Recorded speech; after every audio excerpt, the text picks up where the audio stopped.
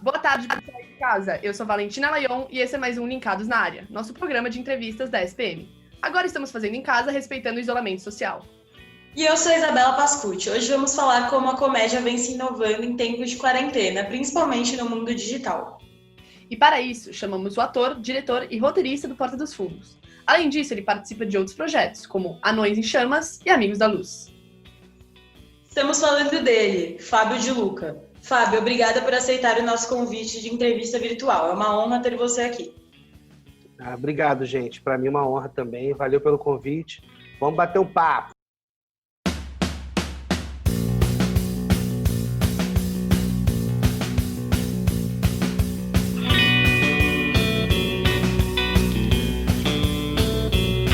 Fábio, quando você decidiu ser ator?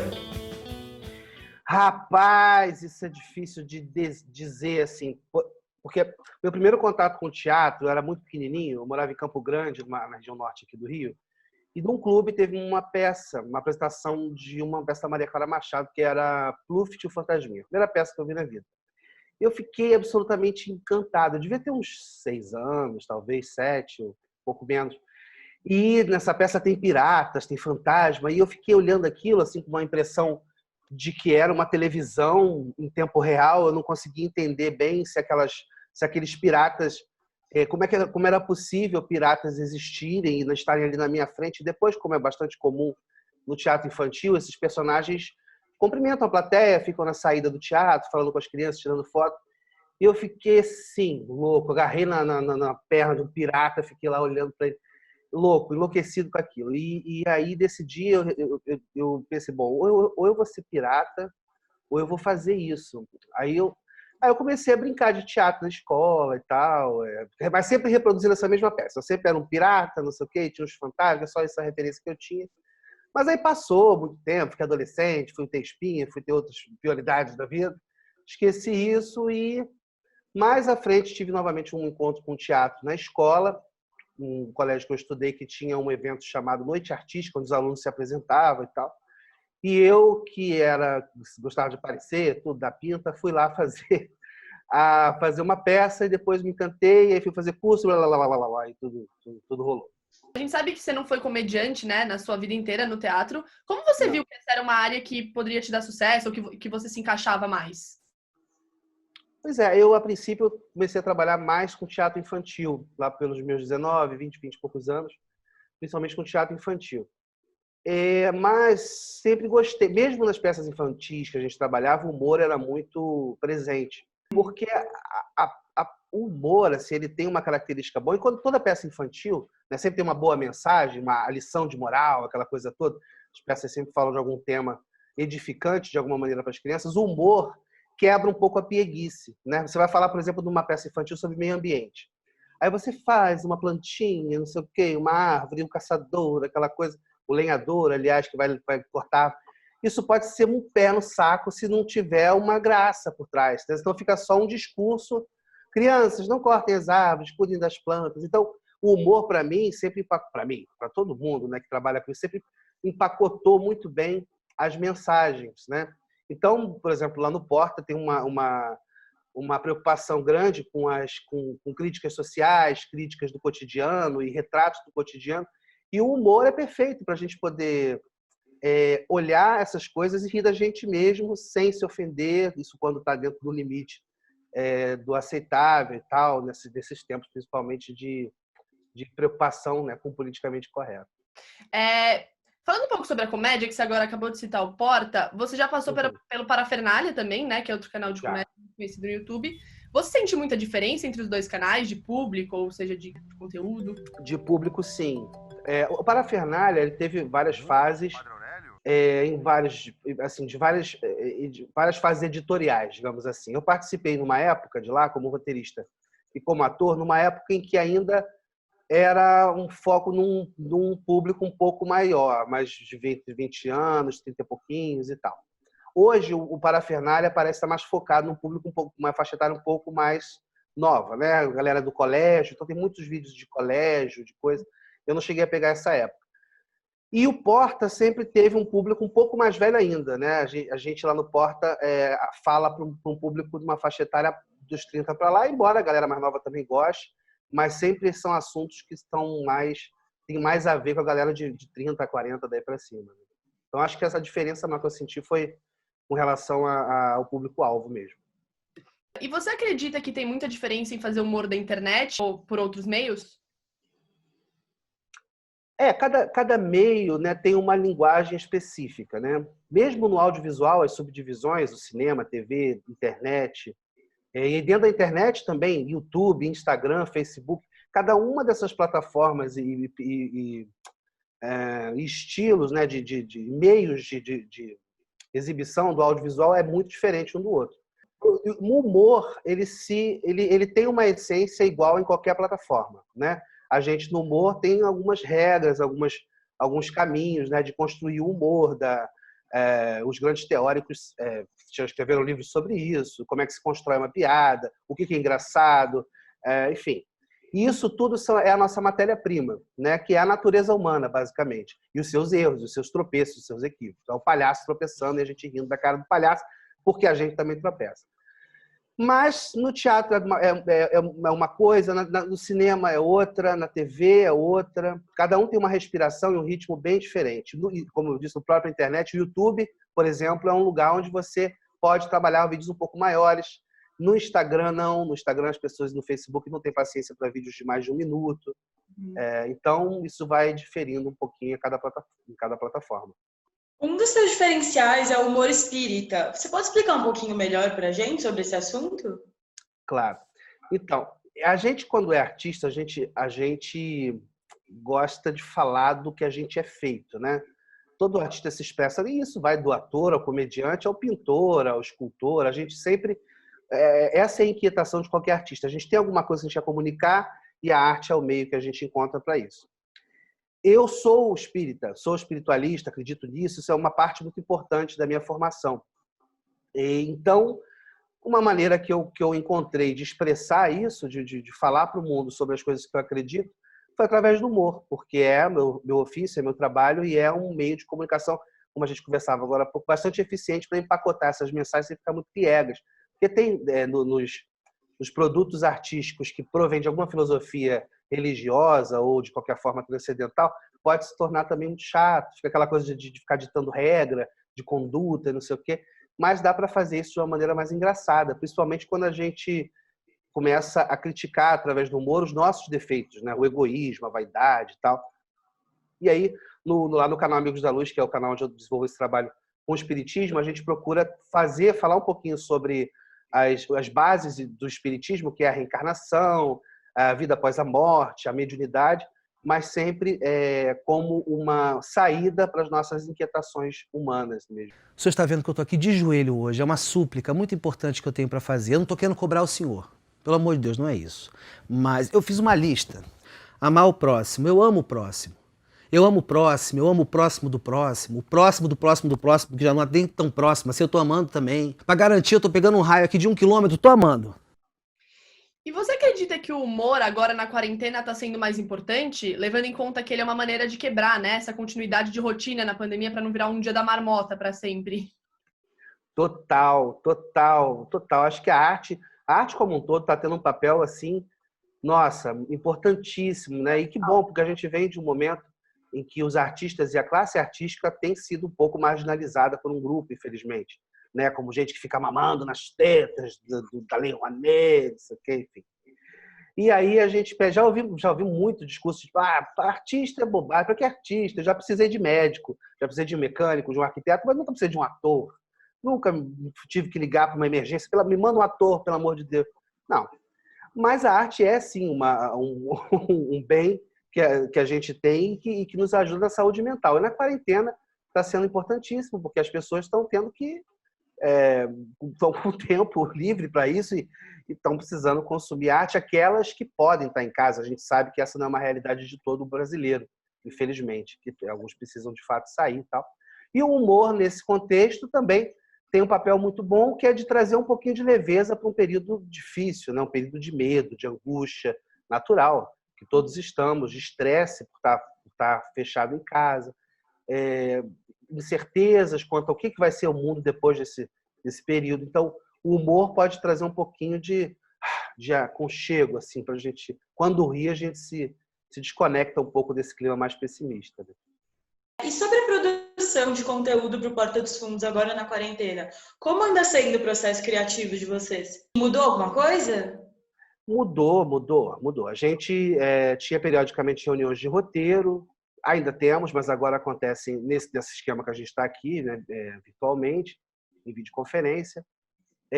As produções tiveram que ficar absolutamente enxutas, tanto na criação do roteiro quanto da execução, porque agora a gente está muito limitado, né, porque cada um está praticamente gravando de casa. Isso nos tira muitos recursos, né? Fora que o humor ele exige, ou pelo menos melhora muito a qualidade das coisas de humor, quando você está com a pessoa, né? No caso de um sketch, quando você está ali com a pessoa pessoalmente, sentindo a energia, o ritmo, é uma troca, rola improviso, rola as brincadeiras que acabam enriquecendo o próprio roteiro. E quando a gente grava um pedacinho de casa, o outro um pedacinho na casa dele e tal, ainda que por videoconferência, perde um pouco esse calor. Mas ganha por outro lado, né? A gente acabou sendo obrigado a pensar em outros formatos. E aí acabaram surgindo personagens novos tipos de quadro, vídeos específicos para o Instagram. Bom dia, eu sou Letícia Brandão, coach de pandemia. Estou aqui com vocês para fazer uma reflexão hoje de manhã, como é que está a quarentena, todo mundo aí sobrevivendo bem. A máscara é importante porque a máscara nos traz um oxigênio nosso mesmo para o nosso próprio corpo. Isso quer dizer que nós estamos renovando as próprias energias telúricas que cada um de nós tem em si. Então, respireis vosso oxigênio carbônico para que você possa, então, recuperar todo o seu eu interior perdido na adolescência, enquanto não sabia o que queria viver e ir da faculdade. Em breve, mais reflexões. Coisa que já era uma vontade da galera, como é que chama? Os chefões lá meus patrões. Já tinha essa vontade de fazer um conteúdo para Instagram, além de já ter um conteúdo no YouTube. Então, aí a pandemia acabou trazendo isso aí para a gente, esse cenário de desafio. E quando a gente tem desafio, é que a gente acaba crescendo mesmo. Quando a gente fica muito acomodado. Falando desses novos quadros que vocês estão fazendo, pode ser até mesmo o seu, Quarentena com Dona Helena, ou Família Sem Filtro, são muitas vezes quadros que são individuais, né? Cada ator faz um quadro. Isso muda alguma coisa no processo de criação ou vocês ainda fazem um junto, ou um negócio mais individual? Isso trouxe uma responsabilidade maior para nós atores, né? Os roteiristas, a equipe de roteiristas segue orientando todo mundo.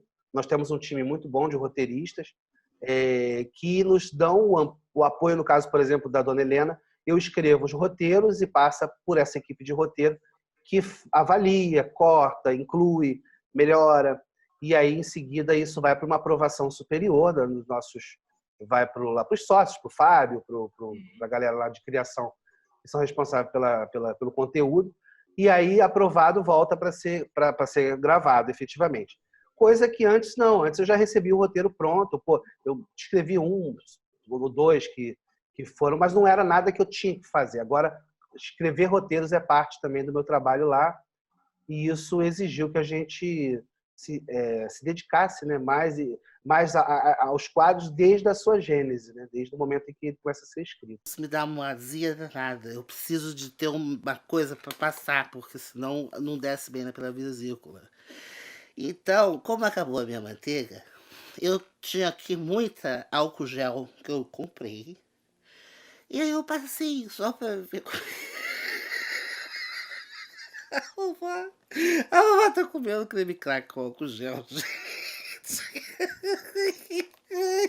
O seu quadro, Quarentena com Dona Helena, tá fazendo muito sucesso na internet, né? E ele envolve diversas críticas sociais muito bem colocadas por você. Como vocês sabem quando é o limite da brincadeira, sabendo que vocês tratam de temas muito polêmicos e muito sérios? É delicado, assim, eu acho que é uma questão de bom senso, né? A gente vai, por exemplo, agora na pandemia, é delicado fazer humor com essa situação, né? Porque a gente, pelo menos lá na Dona Helena e tal, e o que a gente tem feito lá, são críticas à maneira como a sociedade tem lidado com isso, nas suas falhas, nas suas deficiências, tanto o poder público como a sociedade como um todo. Mas, por exemplo, é inaceitável uma piada, por exemplo, com as pessoas que estão morrendo. né, com as situações das enfermarias. Então, existe um bom senso, né? Eu acho que o humor, essa questão do limite do humor, é um tema já bastante abordado já nos últimos anos, sempre se fala e se discute sobre isso. Eu, pessoalmente, acho que o limite do humor é o bom senso. A gente precisa saber o que contribui, o que é uma coisa que constrói algo de reflexão na plateia e o que é só chacota, ou pelo menos o que é só, enfim, o que mais destrói do que constrói. A gente, é claro, teve bastante críticas, por exemplo, em relação aos especiais de Natal, que são peças de humor que têm figuras religiosas. Mas ali, por exemplo, eu não vejo problema, porque é um humor que tem aquilo ali tem um objetivo. A gente está falando de Jesus, da família de Jesus e tal, mas como é visto pela galera, entendeu? Tipo assim, a gente trata essas figuras, não a figura em si. Por isso que eu, por exemplo, que sou bastante religioso, não me sinto mal diante de Jesus, que é uma figura que eu acredito e tenho muito respeito, com esse tipo de trabalho. Porque o que a gente está criticando não é Jesus e a sua atuação, mas é o Jesus que a gente inventou aqui, que serve para muitas igrejas e instituições explorarem as pessoas, né? Sobre o especial de Natal mesmo, como foi lidar com todos os ataques dos grupos religiosos na internet? Tacaram bomba e tudo, né? Foi uma loucura. Está sendo, né? Essa coisa ainda está rolando e tal. É claro que já esfriou muito, mas foi esperado, né? Alguma crítica, a gente sabe que isso acontece mesmo, mas é um exercício de liberdade de expressão que a gente não abre mão e estávamos preparados, assim, todo mundo. Eu sou, assim, dentro dessa engrenagem toda, um peãozinho ali, mas a galera que já cheguei agora há pouco tempo no Porta, mas a galera cascuda lá já está mais do que com a pele firme para aguentar essas bolachadas todas aí. Vocês têm alguns novos projetos em mente para a quarentena ou para o pós-quarentena que está vindo aí? Tem o reality, né, que vai acontecer, que acabou acontecendo no meio dessa confusão toda, estava no período de inscrição. Então, é um reality do novo eSport, que vai buscar um novo integrante para o elenco em vários estados do país, onde vai acontecer provas e tal. E vai ser bem divertido. Agora, eu não sei quanto às datas, eu acredito que isso efetivamente aconteça depois da quarentena, né? Mas o período de inscrição já aconteceu. Projetos de série, o especial de Natal também vai acontecer mais uma vez. Essas coisas aí. Tá? Coisa boa você ganhar. Que dica você daria para alguém que está querendo começar um canal no YouTube do zero ou querendo inovar nas ideias digitais? Eu acho que o grande caminho, né, e a gente percebe isso nas pessoas que alcançaram muito sucesso. É sempre o que todo mundo fala. É você conseguir fazer alguma coisa que é o que você quer ver, né? Tipo, o tipo de humor que você ri, o tipo, se for no caso uma coisa de humor, se for um vlog de opinião, por exemplo, são no formato que você gosta de assistir. Se você faz para você, se você é o primeiro público, né, do teu trabalho, e você se esmera para fazer o melhor para você, certamente um grupo grande de pessoas vai gostar também. Porque o mais legal na internet, a internet ela mostra muito e valoriza muito a autenticidade. Você vê que às vezes não é nem a produção. O Whindersson, por exemplo, lá nos Cafundó do mundo, lá no interior do Piauí, fazendo vídeos do quarto dele, com uma câmera simples ainda no início, atingiu números incríveis, né? Quer dizer, que produção que era? Nada, era ele uma câmera. Mas ele sendo muito autêntico. Ele contando experiências pessoais e tudo, de uma maneira genial, engraçadíssima. E assim tantos outros youtubers e canais de comédia. Então, se você pretende ter um projeto para a internet, e esse é o momento, porque está todo mundo consumindo internet está com um papel ainda mais importante do que já tinha de distribuição de conteúdo, a hora é essa, fazer algo que você gostaria de assistir, independente se você tenha condições de produzir uma coisa maravilhosa, tem a melhor câmera, não precisa. O mais importante é que seja verdadeiro. Fábio, infelizmente nosso tempo chegou ao fim. A gente adorou bater esse papo com você. Muito obrigada mais uma vez pela sua presença. Isabela, obrigado a você, Valentina, obrigado. Um prazer estar com vocês aqui. Precisar de novo, só chamar, eu estou todo descabelado. Desculpa. Fábio, muito obrigada de novo. E você aí de casa, espero que vocês tenham curtido e fiquem ligados lá na agência de jornalismo da SPM para mais novidades. Obrigada pela audiência e muito obrigada às nossas professoras Eide Vargas e GG. Até o próximo Linkados na Área e, se puderem, fiquem em casa.